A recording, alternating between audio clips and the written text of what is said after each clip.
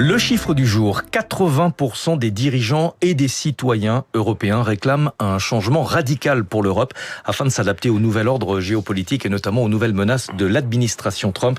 C'est un chiffre issu du deuxième baromètre de la compétitivité européenne publié par le BCG-X. Bonjour Sylvain Duranton. Bonjour. Vous êtes directeur monde du BCG-X, c'est l'entité Tech, Build et Design du BCG. Vous avez sondé à la fois les dirigeants et les citoyens européens. Il en ressort une assez grande frustration vis-à-vis de l'Union européenne, mais pas un rejet de l'Europe pour autant. Pas un rejet de l'Europe, mais des attentes qui sont très fortes.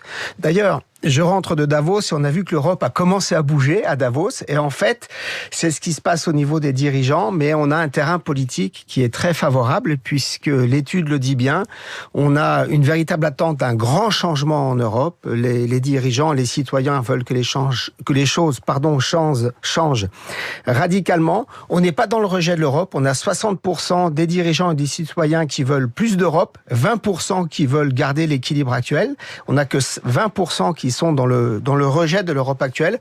En revanche, on veut beaucoup de changements. Vous dites qu'il y a une frustration de la part des dirigeants vis-à-vis de la réaction, ou plutôt du manque de réaction ferme des Européens face à l'augmentation des droits de douane américains.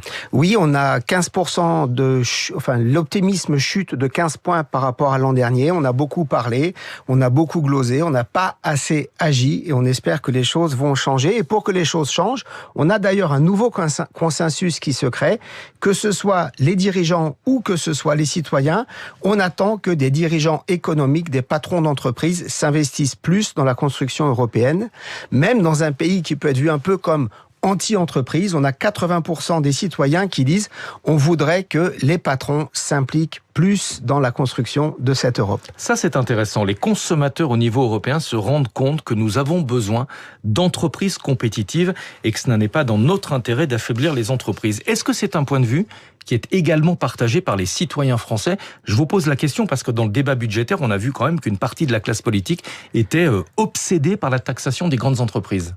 Alors, je me demande, moi, si la classe politique n'est pas un petit peu déconnectée de ce qui se passe vraiment sur le terrain, parce qu'on a 80% des Français qui nous disent qu'ils sont inquiets pour les emplois en Europe, pour la compétitivité de l'Europe, pour la recherche et développement en Europe.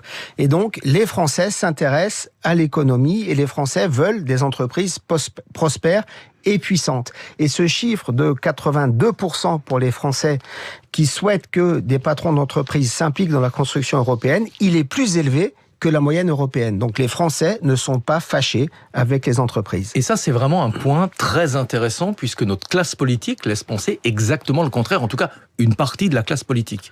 Oui, alors une partie de la classe politique dans le débat budgétaire a fait ce que vous aviez dit, donc n'a pas l'air de vouloir défendre les entreprises et les rendre plus compétitives. Je pense que les citoyens, les consommateurs ont un temps d'avance sur leur politique sur ce sujet. Alors une fois qu'on a posé ces chiffres, quelles sont les priorités des dirigeants pour changer l'Europe, sachant qu'on ne peut pas tout changer en même temps? Exactement. Donc l'idée qui sort fortement du rapport, c'est qu'il faut traiter certaines industries prioritaires, la technologie, l'énergie, la défense, les marchés financiers et toutes les chaînes d'approvisionnement qui sont complètement critiques. Et sur ces secteurs en particulier, commencer à simplifier la réglementation, s'assurer qu'on est dans un jeu de concurrence équitable avec le reste du monde et laisser émerger des champions européens qu'on a trop longtemps bridés et empêchés de se développer en Europe. Mais est-ce qu'il n'y a pas une frustration par rapport au rapport Draghi sur la compétitivité en Europe? On avait dit que toutes les réponses à nos problèmes étaient contenues dans ce rapport. Pour l'instant, il a servi à caler des armoires, comme on dit. Alors oui, on n'est pas encore passé en mode action. En revanche, on a eu des déclarations à Davos de la plupart des dirigeants européens qui allaient dans le sens d'un changement, en particulier le chancelier Merz. Il y a eu ces discussions entre le chancelier Merz et le Premier ministre Meloni. Et on peut s'attendre à ce que les choses, enfin, se mettent à bouger. Et c'est intéressant, ce nouveau couple italo-allemand qui se met en place pour contrer la France. Ça nous fera peut-être réagir côté français. Merci beaucoup Sylvain Duranton d'être venu ce matin, directeur monde du BCG-X, l'entité Tech, Build et Design du BCG. Il est 6h56.